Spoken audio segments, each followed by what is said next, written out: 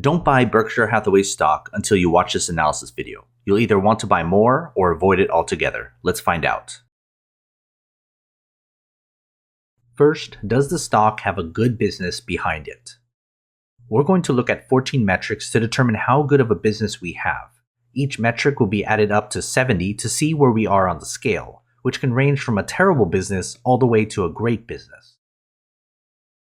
These first 5 metrics deal with the company's financial health.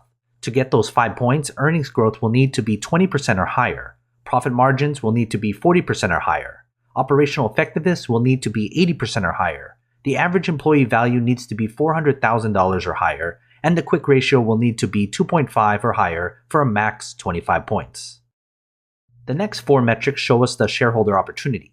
To get those 5 points, the dividend yield will need to be 4% or higher, payout ratio will need to be at 0%, cash and its equivalent will need to be $75 billion or higher, and the stock returns will need to be 15% or higher for a max of 20 points.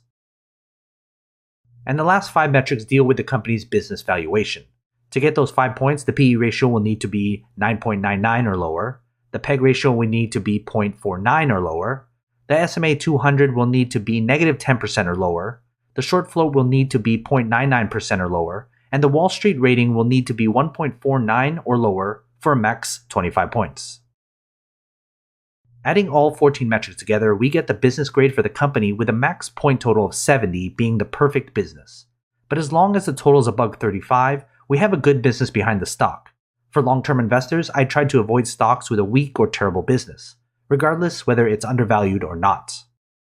Next, is the stock undervalued right now? I use a 30-year intrinsic value model with a 10% margin of safety to account for any errors. This margin is purely optional, but I like to include it in my calculations to be more conservative in my estimates.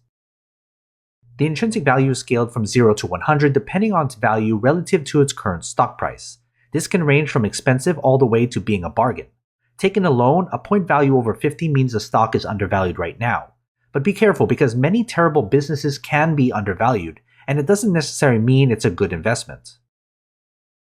Before we get to our final grade, join my Patreon. You'll get access to every company I've analyzed, good for short-term and long-term investors. It's updated all the time. Go to patreon.com/GrowthShares or click on the link in the description.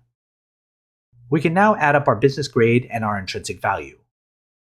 Taking the weights into account, we can surmise the final grade on a 0 to 100 point scale. This can range from a bad investment all the way to a great long-term investment. If you're planning to buy and hold this stock for a long time, I'd only consider the company if the final grade is above 50. If you're interested in more, I have a separate series of videos going through the intrinsic value. I actually calculate 4 intrinsic values for every company, depending on what type of investor you are. Check it out here. If you found this video helpful, leave a like and subscribe. Invest wisely, and as always, take care of your money.